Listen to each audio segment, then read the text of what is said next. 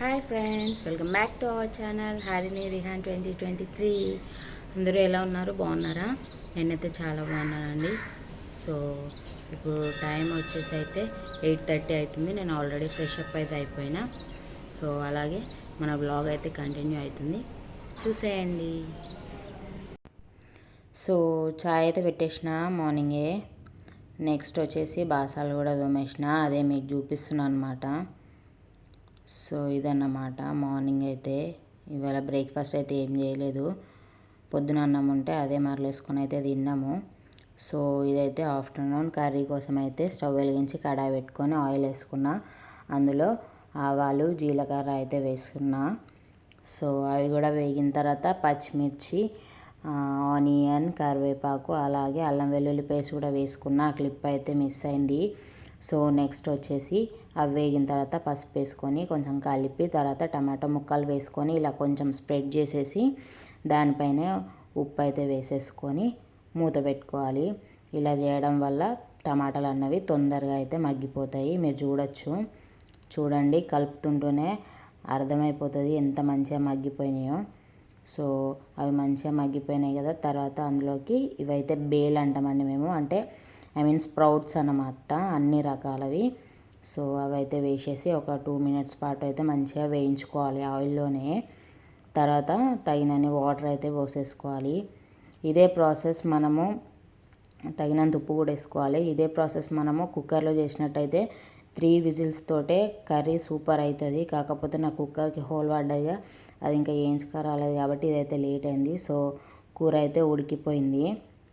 ఇప్పుడు లాస్ట్లో మసాలా వేసి ఒక 2 minutes అలా కలిపి కొంచెం ఉడకనిస్తే సరిపోతుంది. బేల్ టొమాటో కర్రీ అయితే రెడీ అయిపోయింది. ఇది లంచ్లోకి, రైస్లోకి, అలాగే చపాతీలో కూడా బాగుంటుంది. ఇదైతే అన్బాక్సింగ్ వీడియో అయితే చేసిన షార్ట్లో.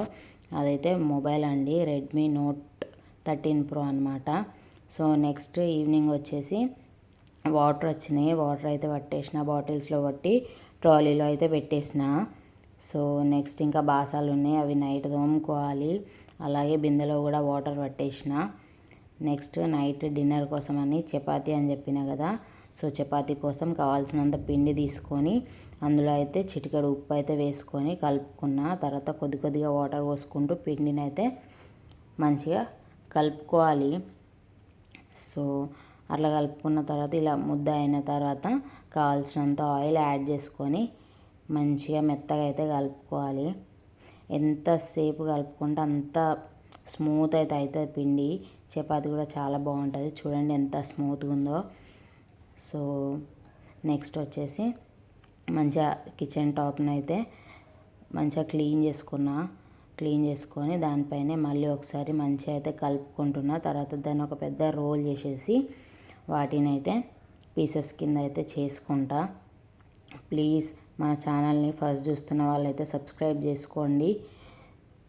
ఇంకా లైక్ చేసి షేర్ చేసి కామెంట్ కూడా చేయండి. మన వీడియోస్ నచ్చినట్లయితే మీ సపోర్ట్ అయితే నాకు కావాలి. వీడియోస్ చూస్తున్నారు కానీ సబ్స్క్రైబ్ చేసుకోవట్లేదు, ప్లీజ్ సబ్స్క్రైబ్ చేసుకోండి. ఇలా ముద్దలు అయితే చేసేసుకున్నా. తర్వాత కొంచెం పిండి వేసుకుంటూ అయితే చకచకా చపాతీలు అయితే చేసుకుంటున్నా.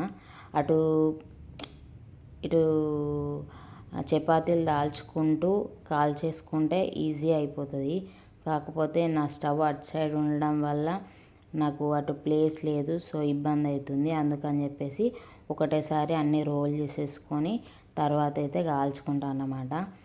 తో రోల్ చేయడం అయితే అయిపోయింది. తర్వాత స్టవ్ వెలిగించి దానిపైన ప్యాన్ పెట్టేసి ఆయిల్ అప్లై చేసి చపాతీ అయితే వేసేసిన. చపాతీ పైన కూడా కొంచెం ఆయిల్ అయితే అప్లై చేసుకున్న బ్రష్ తోటి. సో దాన్ని 2 sides అయితే ఈవెన్గా కాల్చుకోవాలి. చూడండి బాగా పొంగుతాయి, అదనమాట. సో ఇట్లా ఈవెన్గా ఒక 10 seconds, 1 side 10 seconds అట్లా ఉంచుకుంటూ కాల్చుకుంటే మెత్తగా స్మూత్గా మంచిగా ఉంటాయి అన్నట్టు చాలాసేపు కూడా. అదైతే హాట్ బాక్స్లో వేసేసుకున్నా. సో ఇదండి ఇవాళ మన బ్లాగ్ అయితే. ప్లీజ్ సబ్స్క్రైబ్ చేసుకోండి. బాయ్.